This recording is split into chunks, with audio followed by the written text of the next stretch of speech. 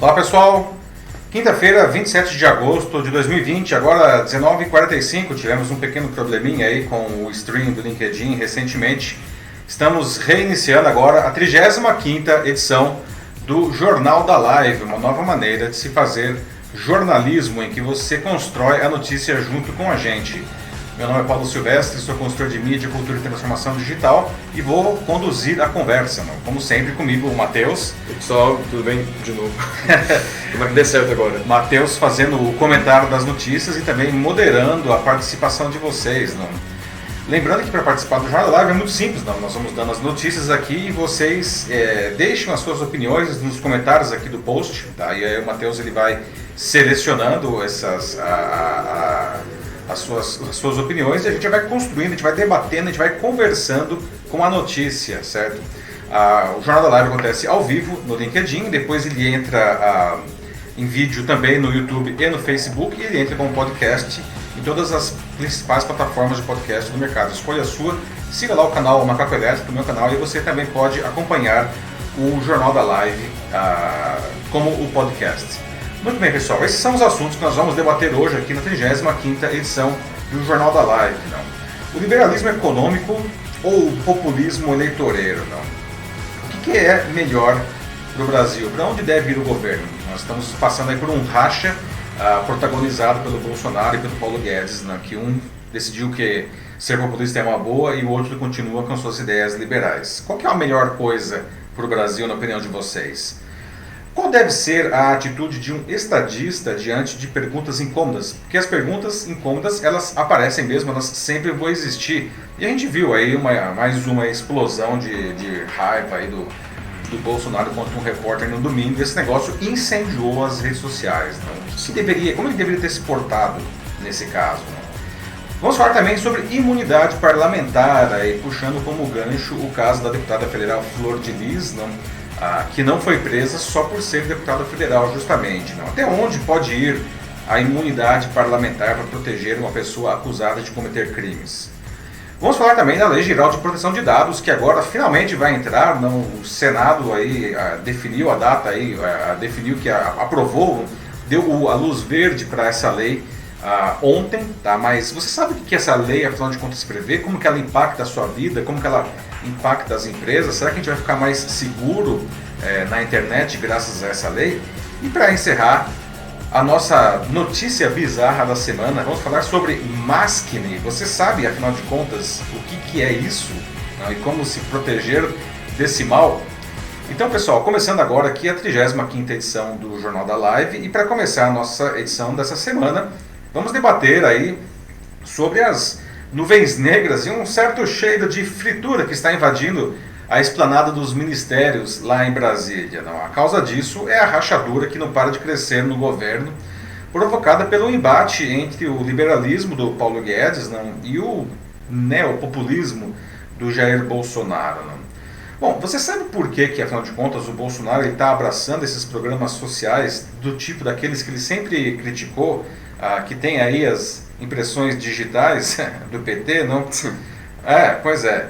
Com essa guinada presidencial, as propostas liberais do Paulo Guedes, elas emperraram, não? Você acha que as ideias do ministro da Economia, elas são positivas para o Brasil, as ideias liberais dele, não? Claro que a pandemia de Covid-19 catalisou esse verdadeiro cavalo de pau do governo federal, não? Mas o que será melhor, afinal de contas, para o Brasil, para a sociedade? Não? As propostas do Guedes, as propostas do Bolsonaro, ou alguma coisa que é diferente de tudo isso daí? Não? Na semana passada, o Paulo Guedes ele prometeu o que ele chamou de, nada modestamente, aliás, de Big Bang econômico, uma referência à explosão que deu origem ao universo. Bom, o chamado Poço Ipiranga do Bolsonaro nunca foi conhecido mesmo pela sua modéstia. Bom, o nome oficial desse Big Bang é Renda Brasil, apresentado pelo governo federal como uma ampliação do Bolsa Família. O programa social do governo prevê 3 atos ao longo da sua implantação. A primeira, a transferência de renda com o fim do auxílio emergencial de R$ 600 por causa do Covid-19 e a transição para o Renda Brasil. Um novo programa de emprego batizado de carteira verde e amarela que vai baratear a contratação dos contemplados do programa e prevê um complemento de renda numa espécie de imposto negativo. e a desoneração das folhas de pagamentos, não, com a redução dos encargos que as empresas pagam sobre salários. O tal Big Bang ele atenderia então à revolução liberal, né, do lado do Guedes, e ao recém-convertido ao populismo Bolsonaro. Só que, para bancar o custo calculado em 52 bilhões de reais do Renda Brasil, o Guedes ele propõe a extinção de programas que ele considera ineficientes, como o abono salarial, que é um benefício de um salário mínimo voltado para quem ganha até 2 pisos, o seguro defeso, que é pago para pescadores artesanais no período de reprodução dos peixes, quando a pesca fica proibida, o salário família, que é pago a trabalhadores formais e autônomos que contribuem para o INSS de acordo com a quantidade de filhos, e o farmácia popular, que é a distribuição gratuita de medicamentos. Outra coisa que ainda pode dançar nessa história, né, são as deduções no imposto de renda de pessoa física de gastos com saúde e educação. O Guedes ele propôs que o valor repassado pelo Renda Brasil fosse de R$ 247 por mês. E aí o Bolsonaro jogou uma chave inglesa nas engrenagens e mandou parar tudo. Ele não gostou do valor proposto, ele quer alguma coisa em torno de R$ 300 por mês, né? Também não gostou dos meios impopulares para levantar os fundos para viabilizar o programa. E aí o Guedes não gostou, mas como de costume fez a sua tradicional cara de paisagem, disse que quem manda é o presidente, né? Mas ele deu um recado, né, ao não ir na terça ao evento de lançamento do Casa Verde e Amarela, que é o novo nome do Minha Casa Minha Vida. O programa habitacional, o Casa Verde e Amarela, né, ele é capitaneado pelo ministro do Desenvolvimento Regional, que é o Rogério Marinho, que é um antagonista do Guedes na esplanada, diga-se de passagem. Tudo isso está acontecendo porque o Bolsonaro está inebriado, está apaixonado com a elevação da popularidade por causa do auxílio emergencial. Ele descobriu que distribuir dinheiro aumenta a popularidade de qualquer governo, e ele não quer perder isso daí. Ele decidiu até anabolizar, né, o Bolsa Família em valor de beneficiários. Vale dizer que o Bolsonaro se elegeu montado nos ombros do liberalismo do Paulo Guedes e da Lava Jato do Sérgio Moro, né, e o Moro já caiu por desentendimentos com o chefe. O então deputado federal Jair Bolsonaro disse em 2015 que quem recebe, olha só, o Bolsa Família não faz nada na vida, palavras dele, entre aspas, não faz nada na vida, só produz filhos para o Estado custear. Nessa quarta, ou seja, ontem, né, em um palanque em Ipatinga, lá em Minas Gerais, né, o Bolsonaro ainda aproveitou, deu uma espetada, desmoralizou o Guedes em praça pública, né. Anunciou ali que ele estava suspendendo o Big Bang e ainda soltou, né, abre aspas, não posso tirar de pobres para dar para paupérrimos, fecha aspas. A verdade é que as propostas de Guedes para conseguir dinheiro para o Renda Brasil são mesmo muito impopulares, né? O abono salarial atende hoje 12 milhões de pessoas que ganham até 2 salários mínimos. O farmácia popular atende 21 milhões de pessoas, a maioria idosos, que conseguem de graça remédios anti-hipertensivos, remédios contra diabetes e outros, né? O seguro defeso garante o sustento de pescadores quando são proibidos de pescar, né? E o fim do abatimento dos gastos com saúde e educação acertaria em cheio a classe média. E como a gente está vendo, o Bolsonaro decidiu mandar o liberalismo às favas, não abrir a torneira do dinheiro, furar o teto de gastos do governo, abraçar com os braços e as pernas o populismo que ele tanto criticava. Vale lembrar que o mesmo Guedes disse na semana retrasada que furar o teto de gastos levaria o Bolsonaro para uma zona de impeachment, segundo ele, palavras dele. Ele está, de certa forma, está certo, né? E o Bolsonaro está pagando para ver, literalmente, né? A aposta dele é que os seus novos amigos do Centrão vão proteger no Congresso, no caso de um eventual pedido de impeachment, né? E como é que fica aquela conversa do fim de 2018? Relembrando, né? Segundo o Bolsonaro, né, o Brasil teria sido governado há 30 anos pela social-democracia, pela centro-esquerda, em um modelo econômico que teria corrompido a política. E o novo governo moralizaria isso com a aliança entre os liberais, que Guedes julga representar, e os conservadores, que o Bolsonaro tem, é a expressão máxima, né? E só mais um detalhe, tá? Eu me pergunto, por que ninguém no governo fala em taxar os chamados super ricos, né? Tributar os super ricos poderia arrecadar cerca de 292 bilhões anuais para serem usados contra a crise e até no Renda Brasil, né? É o que defende, aliás, várias entidades e vários especialistas na área fiscal, né? O imposto sobre grandes fortunas taxaria patrimônios superiores a 10 milhões de reais, né? Abraçando 60 mil pessoas. E o imposto de renda aumentaria paulatinamente para quem ganha mais de que R$ 23.800 por mês. Segundo eles, isso dá mais ou menos 1,1 milhão de pessoas no Brasil que é 3,6% dos contribuintes. A alíquota mais elevada, de 45%, ela incidiria sobre 211 mil contribuintes, que é 0,1% da população apenas.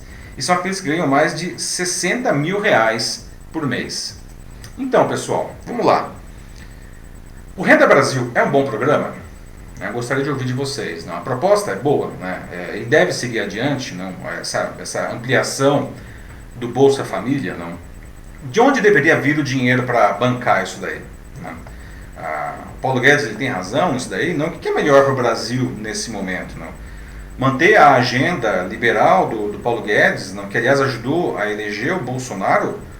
Ou enfim, ou abraçar esse populismo, abrir a torneira dos gastos aí, como propõe o novo Bolsonaro, né? Vamos lá, são perguntas quentes e boas. E aí, Matheus, como estamos aí?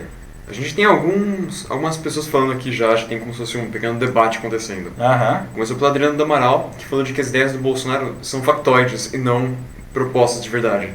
Enquanto isso, do outro lado, a gente tem o Luciano Isidoro, que disse que nunca foram tipo, esses factoides, né, que a Adriana falou, mas sim são ideias pensando na população e não no bem próprio como o PT fazia. E em resposta a ele, a Adriana Chalela falou aqui de que porque ele está fazendo isso justamente porque ele quer se reeleger. A conta é essa: assistencialismo para o Nordeste aumenta a popularidade de qualquer um. Quer ser presidente e se reeleger, então ele quer manter esses estados na pobreza. Adorei ver que já o debate começou antes da gente conversar aqui, não? Pois é, né? Foi no meio da notícia isso. Temos duas Adrianas aí, a Adriana do Amaral e a Adriana Chalela, e o João Isidoro, não é mesmo? Luciano Isidoro. Luciano Isidoro, desculpe, né? Colocando seus pontos de vista, não? A Adriana do Amaral dizendo que são factoides, não? O Luciano dizendo que, na verdade, isso daí vai ajudar a população, né? E a Adriana Chalela dizendo que o foco aí é a reeleição, né? E interessante levantar isso daí porque, bom, o Bolsonaro ele realmente deu um cavalo de pau, né? Tudo que ele acreditava, tudo que ele pregava, ele falou que se dane, vamos distribuir renda, né? Vamos fazer as casas, etc. Todas as coisas lá que ele falava que quem dependia do Bolsa Família não fazia nada, né? E isso é um fato, né? A Adriana do Amaral, portanto, tem razão. Por outro lado, ainda mais em um momento de grande crise como que a gente está vivendo, o governo precisa se posicionar e precisa distribuir renda, né? Então, de certa forma, também o que o Luciano está dizendo também é verdade. Veja só que coisa complicada isso daqui, né? Sim. E é óbvio que o Bolsonaro está fazendo isso, não é porque ele acha isso bonito, é porque ele percebeu que dessa maneira aumenta enormemente a chance de ele se reeleger, né? E falta ainda 2 anos e meio, né, para acabar o mandato, mas ele já está em campanha, não? E hoje, talvez ele ganhasse até por WO, né? Não sei quem que seriam os outros candidatos, não sei se o Moro, o Maia, Luciano Huck, sei lá. O Bolsonaro é um político. A aproximação dele do Centrão é que mais prova isso. Exatamente. Né? Toda aquela história lá de ir contra a velha política, ir contra os programas assistencialistas que ele tanto repudiava aí do centro-esquerda, tudo isso aí sumiu, né? A pandemia, na verdade, ela catalisou essas mudanças e o Bolsonaro percebeu quando ele foi obrigado, aliás, diga-se de passagem, aí, o auxílio de R$600 foi criado pelo Congresso, mas ele espertamente conseguiu capitalizar isso para ele, não? E ele percebeu que é um super negócio. Agora o Paulo Guedes, coitado, já nem tem tantos cabelos, está perdendo o resto aí agora, né? O que mais temos aí? Olha, debate excelente. Sim. Né? Não, aqui a Natasha concordou totalmente com o ponto que a Adriana fez. E em seguida a gente teve a Mila Kodato, né, que fala de como é tão contraditório isso aqui, é muito contraditório como ela coloca. Né, alguém assim como o Bolsonaro, que como a gente já falou, né, começa com essa pauta liberal, mas aí agora, nesse meio do caminho, ele muda assim, tipo, o foco dele completamente pro centrão e já para esse populismo, né, que de verdade, né, ele criticava tanto antes.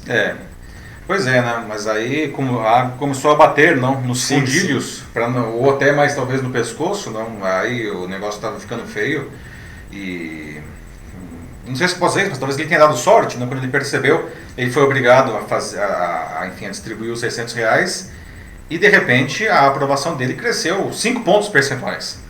Talvez ele nem tenha planejado isso. Provavelmente não, né? Tanto que ele torcia um pouco o nariz aí, né? Para os auxílios. Ele queria, na verdade, todo mundo se lembra, ele queria e quer, não, é que mais que as pessoas voltem a trabalhar e acabam com essa história de isolamento social e vamos que vamos, né? Ele sempre foi favorável a isso daí, contrário ao distanciamento social, né? Os R$600 aí foi um remédio amargo que ele teve que engolir, mas veja só, deu mais certo que hidroxicloroquina, não? Pelo menos aí para a popularidade dele, não? Saiu aí e ganhou 5 pontos percentuais, e aí, como dizem, né? Esqueça tudo que eu escrevi, não? Ou no caso que eu falei, eu tuitei, não? Exato. A Adriana Chanel voltou aqui e disse que, né, no entanto, programas como o Renda Família que ele está falando, né, são importantes, mas eles não devem ser manobrados, como ela coloca aqui. Excelente, Adriana. É isso mesmo, né? Ninguém discute da necessidade da distribuição de renda, ainda mais em um país como o Brasil, né? E particularmente nesse momento que nós estamos vivendo aí de crise, em que as empresas estão fechando, as pessoas estão perdendo emprego, né? A gente vê aí o número do desemprego explodindo, né? Já estava subindo no começo do ano, antes da pandemia, veio a pandemia e foi uma desgraça, não? Sim, sim. Nesse caso, não há o que fazer. Qualquer governo, né, por mais liberal que seja a sua pauta, precisa apoiar a população. Aliás, esse é um dos objetivos do governo, né? A população não vive para ajudar o governo, é o contrário. Apesar que alguns governos pensam que a população existe para eles, né? Então, é necessário fazer o apoio. Agora, é claro, né, fazer o apoio com um objetivo político é feio, né, para dizer o mínimo. Eu queria usar outra palavra, mas aqui como ainda tem crianças na sala, melhor cuidar das palavras, né? Agora, justiça seja feita, né? Todo governo tira proveito político desse tipo de coisa, né? Os governos anteriores também tiraram proveito, né? Curioso só é justamente que o próprio Bolsonaro criticava os governos anteriores aí do PT porque eles faziam isso, não? E agora ele está bebendo na mesma fonte, né? Descobriu que é um grande barato isso aí. Ele era o anti-PT, né? Mas agora... Bom, ele ainda não é o PT, né? Mas enfim, ele está fazendo uma coisa que ele, no passado, ele jamais faria, como ele mesmo dizia. Ele criticava abertamente, né, o Renda Família. Ele disse que as pessoas que viviam do Bolsa Família, eles não faziam nada.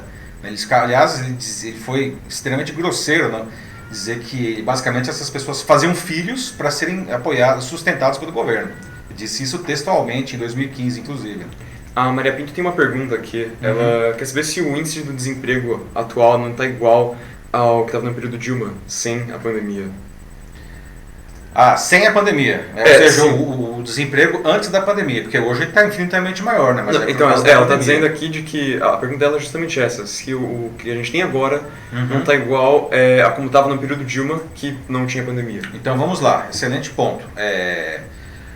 O desemprego quando a Dilma, enfim, não quando a Dilma, mas quando o Temer saiu, não, vamos dizer assim, vamos colocar a coisa antes e depois do Bolsonaro, que eu acho que talvez seja a pergunta mais correta aí, né?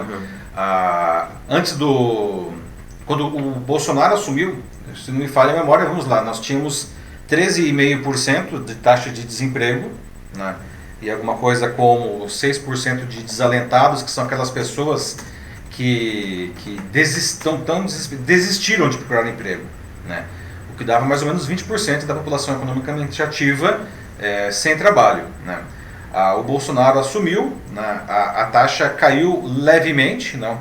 Chegamos aí quanto que está dando aí? Aqui, acabei de checar a informação. Aqui? Sim, foi em janeiro de 2019, ano passado, né?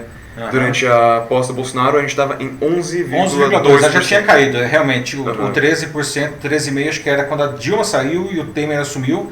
Aí quando o Bolsonaro ele assumiu, estava em 11,2%. Essa taxa se manteve mais ou menos estável no primeiro ano do governo. No final do primeiro ano ela começou a cair. E aí o que acontece?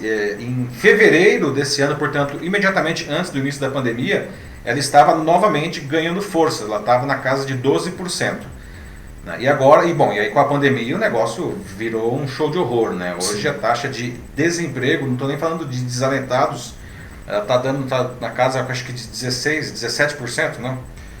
Enfim, então é a Maria que perguntou, né? Maria Pinto. Maria Pinto, né? Então, assim, tentando responder a sua pergunta, hoje com a pandemia, a taxa de desemprego é a maior aí que se tem história, né? Que se tem notícia na história recente, né? Muito maior do que era no governo Dilma sem a pandemia, e maior do que, enfim, no período Temer e do período Bolsonaro antes da pandemia, né? A taxa de desemprego pré-pandemia, ou seja, em fevereiro, ela estava ligeiramente maior do que estava no início do governo Bolsonaro, quando o Temer passou o bastão. Não sei se eu acho que respondi a pergunta, né? O Joaquim Desidério está aqui com uma crítica, né? Enfim, todos nós, como um todo, ele criticou o brasileiro, dizendo que mais uma vez nós temos que aprender a votar, pois tudo pode mudar com atitudes. Verdade, né, Joaquim? Essa, na verdade, né, os grandes flagelos do Brasil, né? Falta de educação, falta de civismo, não? Falta ontem, até conversei, não sei se vocês assistiram aqui a live com o Marcelo Gleiser, não, físico e astrônomo, não, falando do desprezo pela verdade, pela educação científica, não, enfim, isso acaba no final das contas se refletindo na nossa incapacidade de escolher bons governantes, não. Eu não estou falando isso de direita, de esquerda, estou falando no geral, né? Infelizmente o Brasil e o brasileiro têm um histórico nada invejável de escolher maus governantes, não. O que é péssimo, não, porque isso desestimula pessoas que poderiam ser bons governantes a se candidatar, né? E aí chega na hora do voto, vai votar em quem, né? Como eu falei, hoje se o Bolsonaro, se fosse hoje a eleição, talvez o Bolsonaro ganhasse por WO, né? Não sei quem que vai entrar aí em 2022 para fazer frente a ele, né? Uma das maiores apostas é o próprio Moro, né? Mas que muitos também dizem que não é o suficiente para derrotar o Bolsonaro. Pois é, não, mas enfim, 2 anos e meio, tem 2 anos aí até começar a campanha, tem muita água para passar por parte dessa ponte aí. Sim, vamos ver. Bom, estou vendo que é 8h06, né? Melhor irmos pro próximo, né? Vamos pro próximo assunto, pessoal. Debate excelente, né? É um tema cascudo, né? Casca grossa, casca de ferida, casca que você quiser, casca de tartaruga, enfim. Mas a gente precisa debater isso daí, certo? Então, obrigado aí a todos que não deu para ler todos os comentários, mas depois eles serão lidos, tá? Vamos pro próximo assunto aí, nosso próximo debate. Vamos falar também de um assunto que incendiou, aliás, vem incendiando as redes sociais desde domingo, né? Que também tem a ver com o Bolsonaro, por coincidência ou não, né? Que ele ameaçou um repórter do jornal O Globo no domingo, dizendo que, abre aspas, minha vontade é encher tua boca de porrada, fecha aspas, né? Então já abro aqui o debate, não? Qualquer que tenha sido a pergunta, né, que o repórter tenha feito, nós vamos falar da pergunta especificamente, não? Mas o que vocês acham dessa ameaça, dessa reação do Bolsonaro, não? Um político, mesmo um presidente da República, ele pode se recusar a responder uma pergunta de um jornalista em exercício do seu trabalho, não? Ou será que o repórter de O Globo extrapolou e passou dos limites? Não. Agora, a famosa pergunta do repórter foi, abre aspas, presidente, por que sua esposa Michele recebeu 89 mil reais de Fabrício Queiroz? Fecha aspas. Bom, o Bolsonaro não ter respondido a pergunta nem foi o problema maior, não. Afinal, o Bolsonaro ele já está acostumado a simplesmente ignorar perguntas de jornalistas que não o apoiem explicitamente, não. O pior foi a reação dele, né, ao dizer ao repórter, minha vontade é encher tua boca de porrada. Não satisfeito, no dia seguinte, em uma cerimônia no Palácio do Planalto, o Bolsonaro se referiu aos jornalistas como bundões, né, termo dele, ao dizer que se algum deles fosse infectado pelo Covid-19, teria mais chance de morrer que ele, o Bolsonaro, porque, segundo ele, repetindo coisa que ele já disse antes, né, tem um histórico de atleta, né? Pois é, só que aí o pessoal não curtiu nada. Olha só essa nuvem de tweets, tá? Apesar das grosserias contra a imprensa não serem uma novidade, né, a fala do Bolsonaro colocou fogo nas redes sociais. Em apenas 24 horas, o caso rendeu 2,4 milhões de mensagens no Twitter, não? A imensa maioria deles era contrária ao Bolsonaro, como a gente pode ver na imagem aí, né? As favoráveis ao Bolsonaro são só essa parte azul aí à esquerda, não? Tem a parte laranja, né, que são perfis de fora da política que criticaram o Bolsonaro, não? O verde são um agrupamento de fora da política, mas que era coisas tipo meme, também contra o Bolsonaro, e o vermelho são perfis que falam de política, que criticaram o Bolsonaro, né? Então foi uma coisa muito ruim aí, né? O caso chegou a ganhar destaque até na imprensa internacional, né? Pelo comportamento do Bolsonaro, né? Bom, o fato é que a função de qualquer jornalista é fazer perguntas, especialmente as mais incômodas. É para isso que eles servem. É dessa maneira que a sociedade consegue entender melhor o que acontece nos diferentes ciclos do poder, e não só poder político, poder econômico, qualquer tipo de poder. Né? E a função das autoridades eleitas é responder essas perguntas, justamente por terem sido eleitas. Né? E por isso mesmo, eles devem satisfação constantemente à opinião pública. Não responder uma pergunta só porque ela incomoda não é uma opção. Né? Sim, é verdade que é possível não ter uma resposta a uma questão no momento. Mas nesse caso, a autoridade ela tem que explicar por que não tem a informação e ir atrás dessa informação para esclarecer a sociedade. Não? Deliberadamente não responder indica que tem alguma coisa de errado nessa história. Agora, ofender quem fez a pergunta, isso sim é inaceitável. Não? Um estadista ele não pode fazer isso. Ele sabe, ou deveria saber, não, o seu papel na sociedade. Né? Ele sabe o que ele representa publicamente. Né?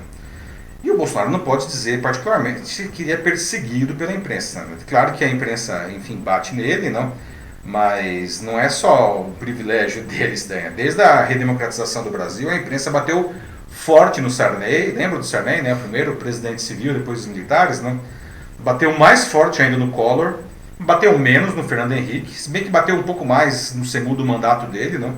Bateu muito no Lula, bateu mais ainda na Dilma. Então, não é só o Bolsonaro aí que apanha da imprensa, né? Ele não pode, não é um privilégio dele. Não é nenhuma vítima. Também não é nenhuma vítima, né? Então, aí eu queria saber, não, o que vocês acham dessa fala, dessa ameaça do Bolsonaro para o repórter? Não? Um político mesmo, o presidente da República, ele pode se recusar a responder uma pergunta de um jornalista, ou de um eleitor na rua mesmo, tá? Mas de um jornalista particularmente, cuja função é fazer as perguntas incômodas para trazer luz aí para a sociedade, não?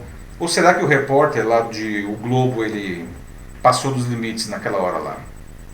Olha, eu tenho aqui 2 comentários já que basicamente se complementam. Uhum. Mila Kodato fala, né, de que isso é um show de horror, sem comparação.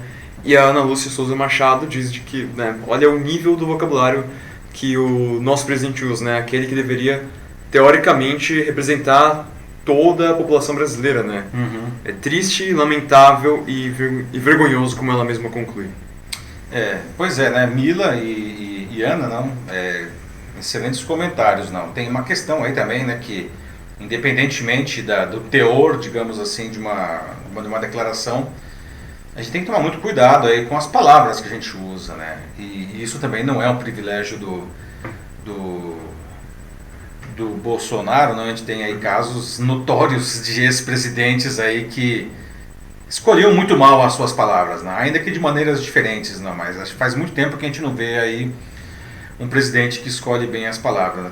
Teve o caso do Temer, né? Só que o caso do Temer ele era o contrário, né? Ele era tão rebuscado que as pessoas não entendiam. O vampirão mesmo. Casos, não.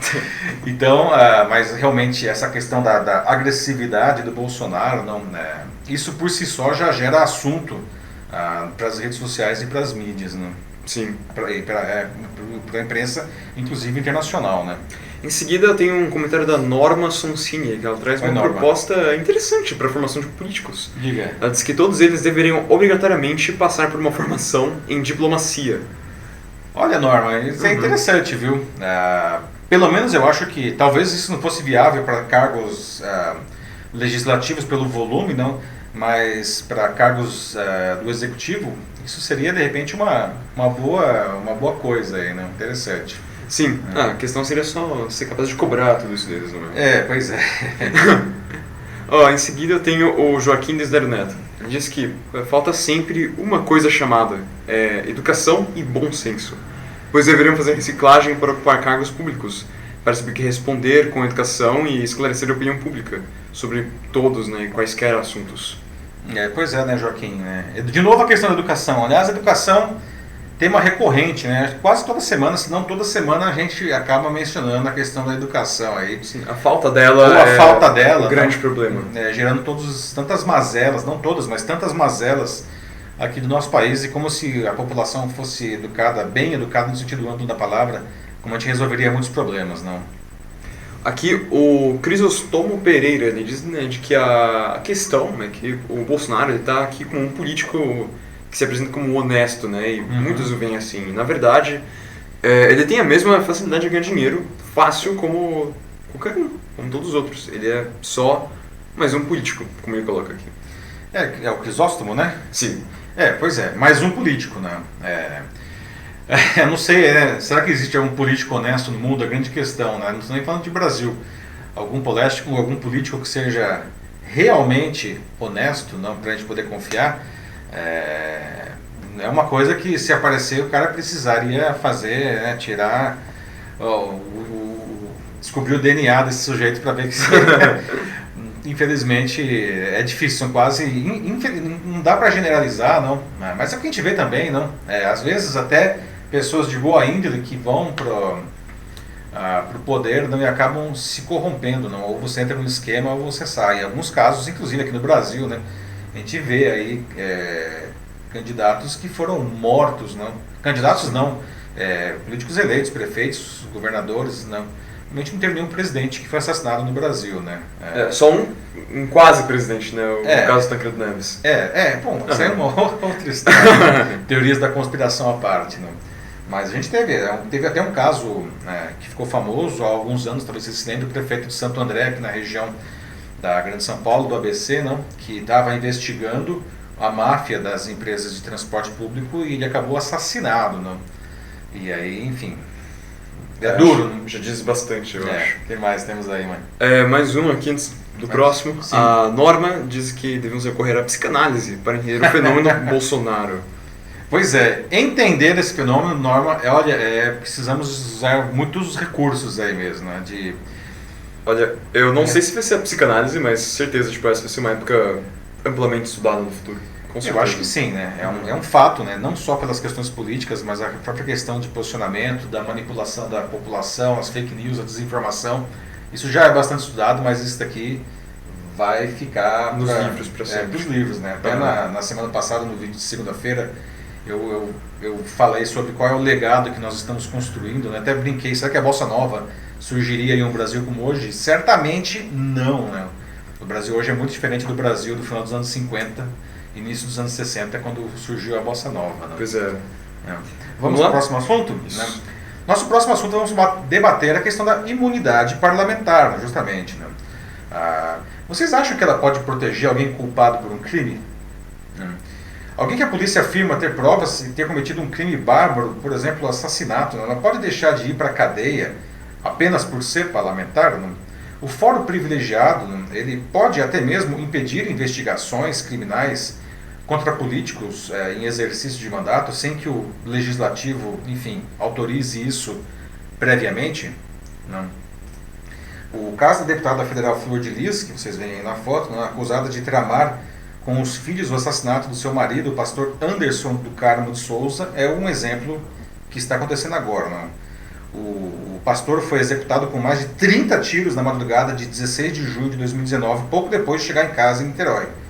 Após o crime, a Flor de Lis ela relatou em depoimento e à imprensa que o pastor teria sido morto em um assalto.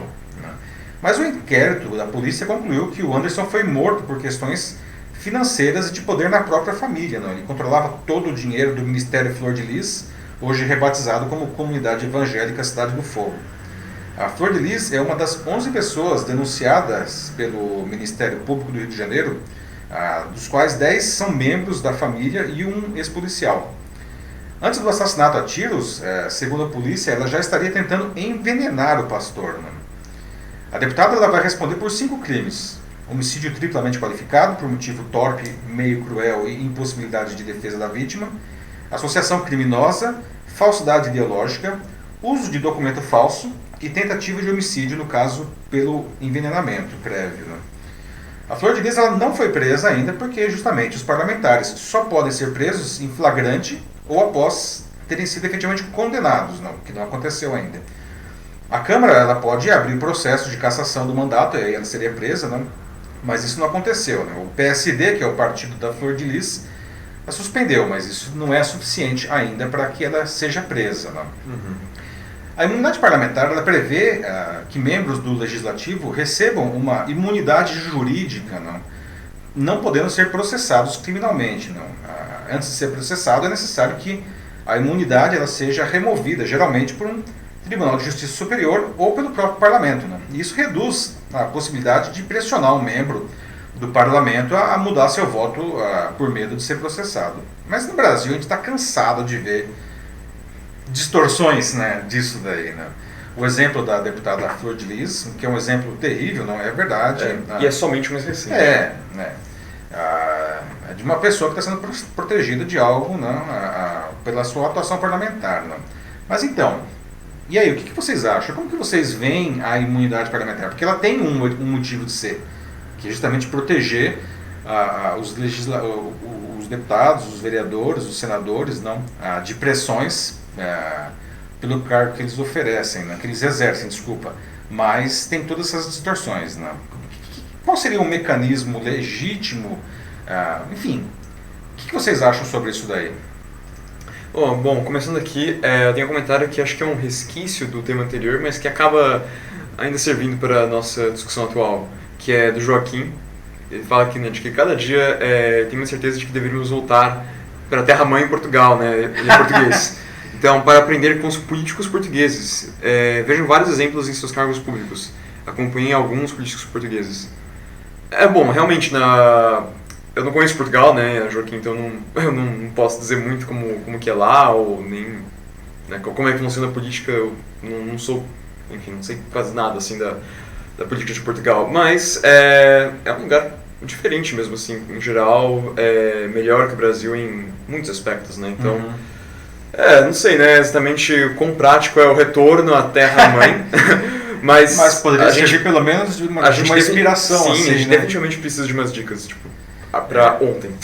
Aliás, não só de Portugal, vários países europeus poderiam servir de inspiração, né? A gente vira e mexe, a Suécia aparece como exemplo aí de bons políticos, né? Quem sabe, né? Mas seria realmente excelente se a gente pudesse ter uma escola aí europeia de política aqui no Brasil. Olha, a Norma não está muito feliz mesmo, ela só clama aqui nos comentários pelo fim do foro privilegiado, como ela fala. Pois é, Norma, você não está sozinha nesse seu pedido. Muita gente aí acha que o foro privilegiado ele perdeu a função, né, diante de tudo isso que a gente está vendo aqui no Brasil, né? Virou uma maneira de políticos realizarem todo tipo de crime, falcatrua e afins e escapar da justiça. Né? Não, e ela complementa aqui, diz que o foro só deveria garantir a liberdade de expressão e mais nada. Ou pelo menos garantir aí que ele não seja pressionado, né? Mas que nem esse caso, um caso de assassinato, né? Enfim. Que mais? A Gabi Juliano Barcelos também não está muito feliz. Simplesmente coloca de que essa mulher, Flor de Lis, tem que ficar na cadeia. Pois é, Gabi. Concordo plenamente. Que mais? O Joaquim, mais uma vez, ele diz que não deveria ser assim com a imunidade parlamentar, mas estamos em mobilização com todo o povo brasileiro, né? Temos que fazer essa alteração da lei já. Pois é, não. É um clamor popular aí, né? Muita gente pede isso daí. Seria ótimo aí, né? Não sei quem faria isso, né? Quem deveria fazer isso seria o próprio legislativo. Porque eu não vejo fazer isso. Eles não querem. Né? Não. O Supremo Tribunal Federal, não sei se vão colocar a mão nesse vespeiro aí, né? Mas enfim, há um clamor popular justamente pela incontável lista de exemplos nesse sentido, não? De políticos que se valem justamente do foro privilegiado para escapar de punições, até em alguns casos até mesmo das investigações, né? Ou pelo menos dificultando muito a investigação. Né? E o pior, assim, que em relação a esse caso específico, né, de tão absurdo e horrendo, né, e é óbvio de que foi, né, ela a mandante do crime. Que tudo leva a crer, né? Sim, não foi condenada ainda, mas a polícia está... Beira o próprio filho dela assumiu, não? Sim. Enfim, contou tudo, né? Então, não é comprovado ainda, mas, sabe, tudo aponta... Ela não foi julgada, tudo né? aponta isso, então... Nem sei o que falar. É vergonhoso, Pois tipo... Meu Deus. Como não, né? Temos mais algum comentário nesse ponto aí? Bom, o Denis Castro fala aqui de que, né, não estamos na época do cristianismo, mas parece que estamos cheios de cesáreas, em que são fogueiras de vaidades. Criam proteção para não serem atingidos. Aos Césares, né? Aí eu acho que se refere aí ao cristianismo inicial, né? Pois é, não, mas muita coisa aí, né? A gente infelizmente permanece ainda. Um último aqui antes de a gente avançar. Sim. É um do Crisóstomo. Crisóstomo? Crisóstomo, isso. Perdão. Acho que no caso absurdo desse, assim, teria que prender ela, porque usar a religião pra fazer tanta maldade, né, como ela fez, é demais, né? Ainda por cima, né, pastora e tudo mais, assim, Bom, faz isso. Tem ainda esse fator aí agravante que torna esse cenário aí totalmente uma loucura, não? Uma loucura. Uma pessoa que, enfim, se posiciona falando em nome de Deus, né? E aí começaram a surgir, inclusive, um monte de podres. Aí o negócio... Você começa a cavar, você acha que chegou do fundo do poço, não? E você descobre que o poço é muito mais profundo. Bom, não foi, né? Tá sendo um efeito dominó. Vamos para o próximo assunto aqui? Isso. Vamos falar agora de legislação, ainda mais uma lei bastante diferente, não? Lei Geral de Proteção de Dados, né? Vocês talvez já tenham ouvido falar, a LGPD, não? Finalmente vai entrar em vigor depois de mais 2 anos promulgada. Ela foi promulgada pelo Temer ainda, não? Você sabe o que prevê essa lei? Não? Sabe para que ela serve? Não? Como que ela afeta a sua vida? Será que as empresas não vão mais poder coletar os nossos dados nas redes sociais, nos smartphones, como muita gente acha que é o caso? Não? Ou será que a lei não vai pegar? Né? Será que as empresas elas abusam e vão continuar abusando desse poder tecnológico enorme que elas têm nas mãos hoje? O que vocês acham? Será que essas empresas elas pegam mais dados do que elas deveriam da gente? O que vocês acham disso daí? O Senado Federal aprovou nessa ontem, a vigência da LGPD, a Lei Geral de Proteção de Dados. Ela define o tratamento de dados pessoais dos brasileiros, incluindo os acessados e compartilhados na internet. Né? E aí temos dados que podem ser coletados como o que as empresas podem fazer, como elas podem coletar, o que elas podem fazer, quais são os direitos da população. A lei ela organiza isso daí tudo. Né? A lei agora ela aguarda a sanção do Bolsonaro, que deve acontecer em até 15 dias, né? Ou então ela é aprovada automaticamente. É importante lembrar que a lei começa a valer agora, mas as punições que ela prevê, que são multas de até 2% do faturamento da empresa, chegando a um limite de 50 milhões de reais, elas foram adiadas para agosto de 2021. Ou seja, a lei está valendo agora, mas punição mesmo só a partir de agosto de 2021. A LGPD ela foi aprovada em 2018, como eu disse, na época do Temer ainda, né? E estava previsto para entrar em vigor agora no dia 14 de agosto, né? Justamente quando fazia 2 anos. Mas uma medida provisória emitida em abril sugeriu o adiamento da vigência da lei para maio do ano que vem, porque justamente parte das empresas não teria condições de se adaptar à LGPD até agosto por causa da pandemia de Covid-19. Né? E apesar do início da lei ter sido aprovada para já, falta ainda uma peça fundamental para o seu funcionamento, que é a chamada Autoridade Nacional de Proteção de Dados, um órgão que vai ser o xerife, digamos assim, na interpretação da lei. Né? E agora o Executivo ele tem que correr para aprovar, para criar, aliás, a ANPD, né? a autoridade. Né? Mas o que essa lei prevê? Né? As empresas elas podem continuar coletando nossos dados, mas elas vão ter que dizer quais são os dados que eles estão coletando explicitamente e o que eles vão fazer com isso. Né? Então, o cidadão, o dono da informação, ele tem que autorizar explicitamente quais dados e para que serve. E a empresa só pode usar para isso. Se elas quiserem usar essa informação que elas já tiverem para outros fins ou compartilhar com outras pessoas, outras empresas, elas vão ter que pedir antes a nossa autorização. Se autorizar, tudo bem. Né? E mesmo que a gente autorize alguma coisa, né, a gente pode depois se arrepender, e aí nesse caso a empresa ela é obrigada a apagar os dados. Tem só um pequeno problema, né? Essa lei é uma lei extremamente difícil de ser verificada. Né? Como que a gente sabe se todas as empresas estão cumprindo o que prevê a lei? Né? Então, alguns especialistas acreditam que a ANPD ela vai trabalhar, digamos assim, por amostragem, ela vai sortear algumas grandes empresas e inevitavelmente uma hora ela vai achar algum problema e aí os caras vão dar realmente essas multas milionárias para servir de exemplo. E outra maneira que talvez essa fiscalização aconteça vai ser por denúncias, né? Alguém vai lá e denuncia algum mau uso e aí a agência ela vai lá e verifica a empresa e se for o caso ela, enfim, autua. Né? Bom, o que vocês acham da LGPD? É uma boa lei? Né? É uma lei importante? Né? Você se sente mais protegido digitalmente agora que tem essa lei? Não? Ou vocês acham que as empresas, que essa lei vai ser mais uma lei para inglês ver, que as empresas vão continuar abusando e fazendo o que elas bem entenderem com as nossas informações? Né? Tem mais, será que nós, os usuários, né? Essa é uma pergunta interessante, né? Será que nós cuidamos bem das nossas próprias informações? Ou a gente não está nem aí, a gente distribui isso daí sem os cuidados necessários, né? Como a gente vê nesses aplicativozinhos aí, né? Como que eu vou ficar mais velho, né? Que os caras vão lá e sequestram uma quantidade enorme de informações nossas que nós graciosamente compartilhamos. O que vocês acham? Sim, ou o próprio TikTok, tem muitas pessoas que se incomodam, né, com a quantidade de dados. O TikTok pega muitas informações, sim, mas não ele, sim. Só ele. Né?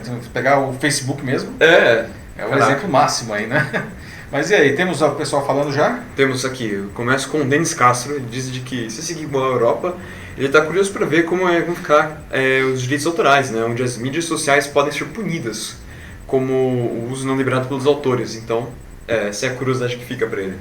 Ou será que eles vão tirar isso da lei também? É outra pergunta que ele faz. Então, na verdade, o direito autoral ele não é legislado pela LGPD deles. Tá? É uma outra questão que também está tramitando aí, não, que é uma questão de quem é responsável pelo que é publicado nas redes sociais, né? Inclusive do ponto de vista de penalização. Né? Mas essa é outra história. Mas se mencionou a questão da Europa, né, é curioso porque a LGPD ela é fortemente baseada em uma legislação europeia equivalente, que é o GDPR, né, GDPR, não, que é uma legislação europeia que já está rodando aí há 3 anos, se não me engano, né, e que tem provocado mudanças profundas nas empresas do velho continente. Aí. A Cláudia Fernandes aqui, né, que é analista de EDM financeira, ela está feliz de que a LGPD vai finalmente entrar, porque para ela isso é um novo nicho na área dela, né, como analista financeira. Vários projetos e, segundo ela aqui, vai ser ótimo, mas ela já coloca aqui o aviso dela, né, de que na opinião pessoal dela, as empresas têm que começar a se preparar já agora. Pois é, na verdade as empresas elas já deveriam estar se preparando, né? A lei ela demorou 2 anos para entrar, ela teve esse prazo inicial aí até 14 de agosto desse ano, justamente para que as empresas tivessem tempo de fazer as mudanças, Cláudia, muito bem colocado, tá? Porque não é pouca coisa. É uma mudança de política, mudanças técnicas também, mudança de cultura da empresa em muitos casos, né? Porque as empresas elas estão acostumadas a fazer o que elas bem entenderem com os nossos dados, isso vai ter que mudar culturalmente. Né? Surgem inclusive novas figuras nas empresas, né? O DPO, aí, não, o responsável justamente pelos dados dos usuários dentro da empresa. Né? Aliás, fica uma dica aí profissional, né, para quem é da área, né? De, enfim, se especializar nisso daí, porque já tem, mas vai ter cada vez mais empresas contratando, necessitando desse tipo de profissional. Né? O Joaquim Desidério Neto ele coloca aqui de que não há tempo hábil para as empresas fazerem este processo, o que é uma lei, como você mesmo falou, é difícil de se verificar e sua atuação será uma piada, na opinião do Joaquim. Não tem vínculo ainda legal e ainda mais nessa estrutura. Pois é, essa é a grande questão, né, Joaquim? Será que a lei pega? Espero sinceramente que pegue. É uma lei importante, ela o que ela propõe é bem-vindo, mas é uma lei realmente muito, muito, muito difícil de ser fiscalizada. Né? Como eu disse, deve ser por amostragem ou por denúncias. Tá? Agora, se a empresa está querendo resolver agora esse problema aí, não, ela vai ser complicado, não, porque já tem aí um tempo aí que o negócio está rodando 2 anos para as empresas se organizarem, né? Uhum. Não, e aqui ele fala sobre a questão de que não há tempo hábil, mas na verdade teve, não é? 2 anos. Sim. Né? 2 anos. Então, tipo, acho que já... 2 anos, as empresas tiveram 2 anos para se organizar. Então, tipo, acho que não tem muita desculpa agora, mas claro, a questão da verificação é um problema real, né? E acho que só pagando para ver. Vamos ver aí o que acontece. Não? Temos aí, as empresas ainda não vão ser autuadas, não, as punições elas só vão acontecer a partir de agosto de 2021. Né? Então vamos ver aí se o tempo... Então daqui a 1 ano. Daqui a 1 ano, né? Temos mais algum assunto, mais algum comentário aí? Não temos. Então vamos partir aí, agora é 8h34, né? Estamos aí, começamos com um tempinho aí de atraso, não? Vamos entrar agora na nossa última notícia, a notícia bizarra da semana, não? Gente, vocês sabem o que é Maskne? Né? Pelo nome é familiar, né? Maskne, né? Essa palavrinha aí é uma mistura de duas outras palavras, não? A máscara e acne, né? Ou seja, acne causada no nosso rosto pelo uso prolongado das máscaras por conta da proteção contra o Covid-19, não? Você está sofrendo com isso? Está surgindo aí umas perebas aí no seu rosto, no lugar da acne, né? No lugar da máscara, aliás, não? Você sabe como evitar esse problema, não? Ou será, puxa vida, talvez a acne seja pior que o coronavírus? Não vai pensar, não? O que causa exatamente a maskne? Não? Ele acontece por uma combinação de fatores. Aí, não? O primeiro é que a máscara fica continuamente raspando na nossa pele. Não? Isso pode causar pequenas rupturas nela, facilitando a entrada de bactérias e de sujeira. Não? E, bom, esses invasores, né, eles entopem os poros, favorecendo o problema. Além disso, o ar fica úmido embaixo da máscara por causa da respiração. Né? Isso cria um ambiente quente, úmido, que aumenta a produção de suor, de oleosidade de bactérias. Né? Já que não temos como deixar a máscara quando saímos de casa, o que a gente pode fazer então? A saída está em usar produtos dermatológicos adequados para o caso. Não? Evite usar cremes que são grossos, não, muito gordurosos. Não? Prefira produtos mais leves, né, baseados em água. Né? Hidratantes também podem servir como uma barreira adicional para prevenir contra a irritação. Né? E até o uso de esfoliante aí pode ajudar na absorção do hidratante. Né? Então, nada de deixar de se proteger aí com a máscara, né? Por causa da acne. Né? A Covid-19 é incrivelmente pior aí do que a acne. A acne é a famosa espinha, né? O terror do adolescente aí, que pode estar voltando. Justamente, né? Os adolescentes têm mais espinhas justamente por questões hormonais da idade, né? A pele fica mais oleosa e surgem aí a acne e tal, né? E agora a gente está vendo aí esse novo negócio aí, a maskne, não, né? Que não é mais meu caso, ainda bem. Acho que já tô velho bastante, eu já tô escapando disso aí. Pois é, né? Ainda bem, né? Isso é uma coisa que acho que ninguém sente falta mesmo. Pois é. Olha, vendo aqui nos comentários, a Mônica Paulino disse que sim, ela admite que sim, já tá sofrendo com essa acne. E, então, força aí. E a Adriana Chalela também, né? Diz que são efeitos colaterais dos novos tempos. Pois é, não. Mais uma coisa aí que vai ficar aí herança do Covid-19, né? Mas veja, tem essas questões dermatológicas, né? No final das contas, né? Vamos hidratar o rosto, né? Manter ele sempre limpo, né? Para tentar minimizar esses invasores aí, essa gordura, né? que se forma aí pela respiração, até a pele ficar úmida, uma série de problemas, né? A Mônica fala, né, que ela sentiu essas diferenças na pele dela mesmo. Então apareceram aos poucos e, de fato, acne. Maskne, não acne. Maskne, perdão, maskne. E a Adriana Chalela diz, né, de que o Covid-19 é fichinha perto da festa de mazelas que ele está deixando para trás com ele, como legado. É verdade, né? Pois é, gente, temos que nos proteger, né? Nada de deixar de se proteger contra o Covid-19 por causa da acne, mas também vamos aí tratar aí, né, o nosso rostinho para fugir aí dessa acne. É possível, né?